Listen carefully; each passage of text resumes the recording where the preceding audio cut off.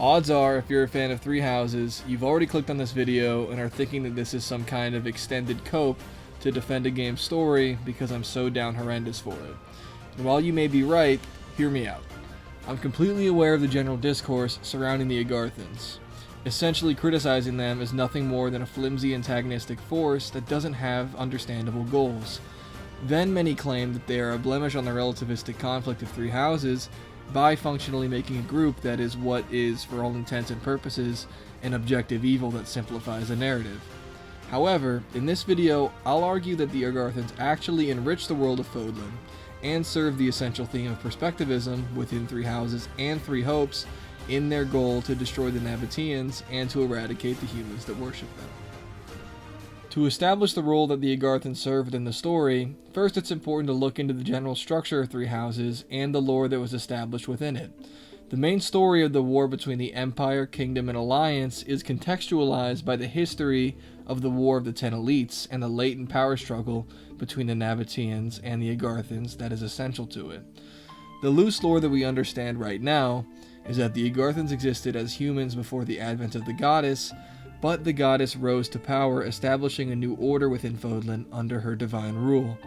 Once the power dynamics of Fodlan had sufficiently shifted, the Agarthans became resentful of the overwhelming power and authority of the Nabateans, and decided to move against them by using Nemesis to conduct the Red Canyon Massacre.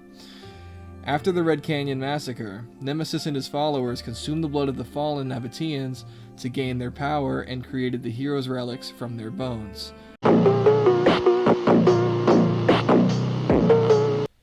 From here, Rhea, known at the time as Saint Seros, led a war against them with the newly founded Adrastian Empire to defeat Nemesis and his insurrection.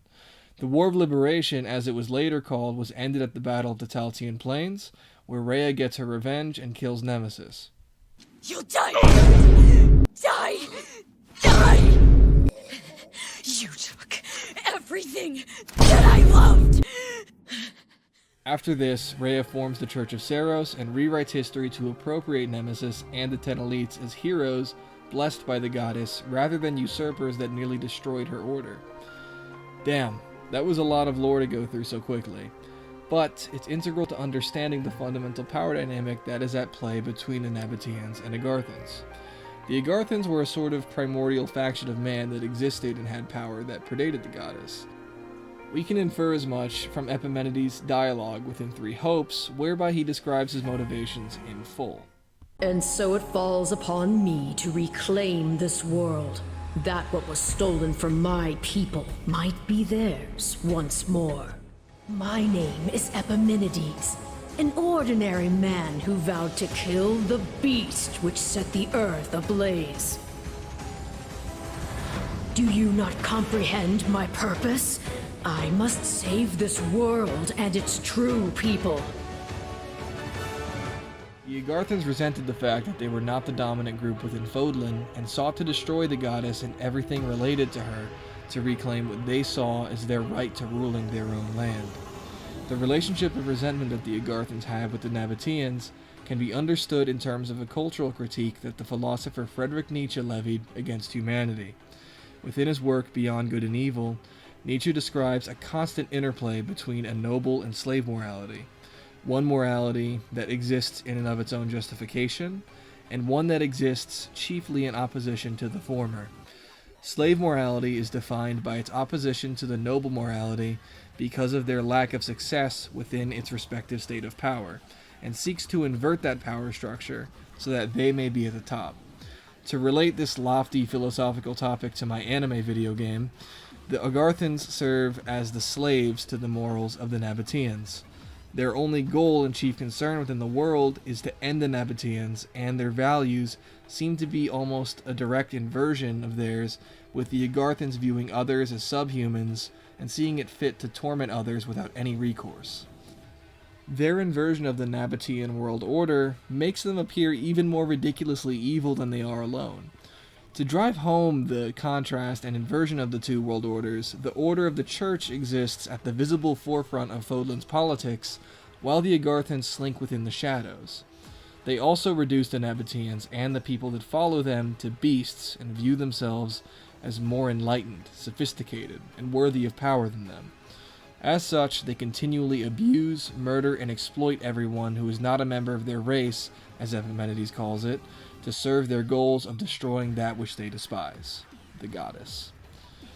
This perspective fundamentally contradicts the general thematic ethos of Three Houses, being centered around perspective and the tragedy that comes from the limited understanding of Fodlan and its history that all three lords have.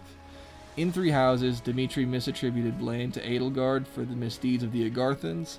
Edelgard excessively villainized the Church and the Nabateans, while Claude works to better understand Fodlan because he understands how convoluted everything is as an outsider. The tragedy of Three Houses and its characters can ultimately be avoided should there have been some greater communication and transparency within the Church of Saros and among the Lords, but various character flaws cause this to not be a possibility. In this way, the Agarthans work so well as villains because they show the issues latent to ignoring the essential nature of perspective and understanding others. By reducing others not in line with them as beasts, this distinction places themselves at the top of what they see as a fundamental natural hierarchy, and they disregard all others that are not equivalent in their view. This leads the Agarthans to conduct a series of atrocities and experiments that ultimately reveal them to be the monsters that they are. By rebuking the lessons of perspective that are essential to Three Houses and Three Hopes' primary narrative, the Agarthans become the ultimate antagonist of such an understanding in their unyielding crusade to achieve absolute dominance over the beasts of Fodlan. It seems to me that the Agarthans were never created with the intention of making a morally questionable or sympathetic villainous force, but were rather created to be the ultimate contrast to the fundamental themes of the game. The Agarthans serve their purpose excellently, and show the pitfalls of refusing to acknowledge the truth of perspectivism, and their absurd evilness grounds the themes of the story in a way that makes sense. I will say that the initial structuring of Three Houses made it very easy to miss out on all this interesting information, because 2 of the 4 routes never really engage with them all that much. This was never meant to be a video about the writing and execution of those themes within all 7 narratives of Three Houses and Three Hopes, but rather an appreciation of the thematic weight that the Agarthans hold. All in all, the Agarthans are a pretty cool antagonistic force, even if some of the context they were used in could be kind of underwhelming. I'm looking at you, Azure Moon. Send word to the kingdom and see that Cleobulus is informed. Tell him to remain prudent. Okay. Rally the Western Lords and their troops, and be quick about it. Have them make ready to intercept that whelp. As you command, Cleobulus. Hey, thanks for watching me defend people like this.